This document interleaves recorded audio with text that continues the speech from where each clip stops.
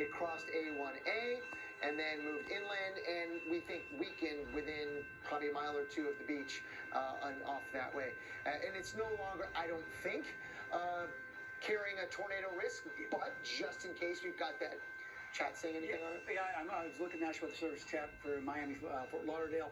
They're not updating that, but tornado warning is still in effect for another 13 minutes. I would not be surprised even if it did broaden out, just let it go. Let it expire. They're not going to extend it, I don't think. Yeah, so, but again, we're still not out of the threat yet because we still may get another one of these. It's the heavy rain. That's the danger here. But look, I mean, there is this persistent supercell thunderstorm right here and potentially a tornadic or a waterspout producing as well, and we're going to have to watch this area. So can we zoom out a little bit, just a smidge more? Sure. And there's some good news here, because remember we sort of said that perhaps the coverage of the heaviest rain is contracting.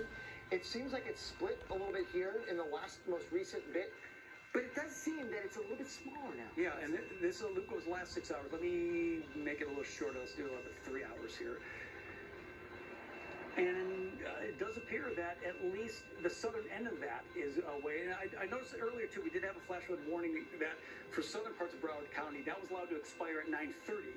So there's really just two active flash flood warnings, the flash flood emergency for Fort Lauderdale area, and then just off to the north of there, the flash flood warning that is in effect until 11:15. So that seemed to be the more of the ongoing threat that we have over this area.